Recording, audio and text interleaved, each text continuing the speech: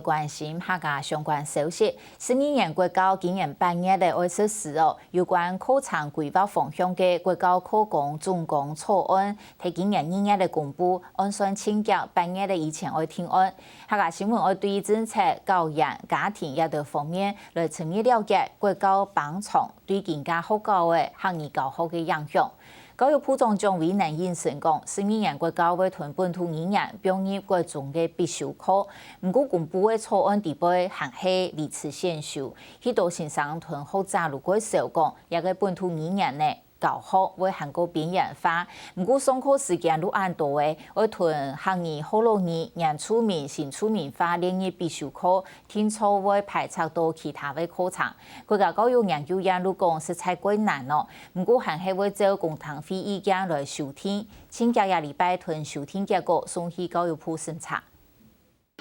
7点天太高，闹钟亮亮响。天天发条为县里太上的创客家歌曲，去年一个课程14年，国社会学生的1礼拜1节的本土语言课程，系不卡以外，学母语轻重要的素材。不过国中集团本土语言系列做先修，在社会压力下，母语教学接受无数到从事讲读。国社会讲的係講到的，像你客家的故事啊，客家的老古谚語啊，嗰啲國小時節。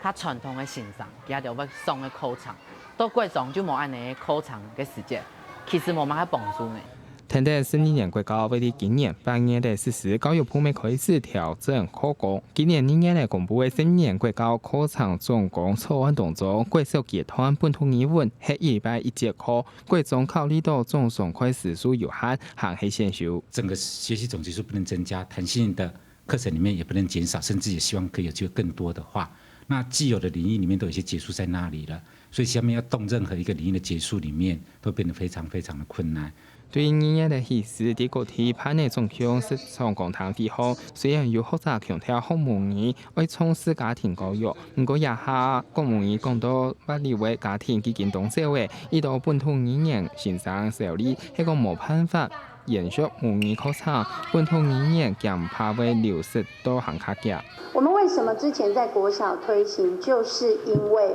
家庭已经失去母语传承的功能。可是到国中，明明是国民教育，强迫孩子说你只能选修。如果语言不被列为必须，那文化也被删掉了嘛？咱这个语文课都是无落实，敢若有语也无文。文是啥物？除了文字以外，佫有文化，佫有文学。咱这物件，你个时间若想短时吼，你想伊敢有可能会学晓？也下12年國教課綱草案當中，國中必須的科目無變，涵蓋一門自新科技課，已經減少為國文也條科目的時數。針對外界輔議，本土語文未愛係必修，聽說會影響到其他課程。國家教育研究院承認老母語呢做必修同困難，還係會老公堂會整理各種意見提出來，為啲1禮拜開闢過後。老收聽過後的版本送去教育部考審批來審聽，希望喺8月的前完成聽案。客家新聞林建佑、陳鳳儀特別報道。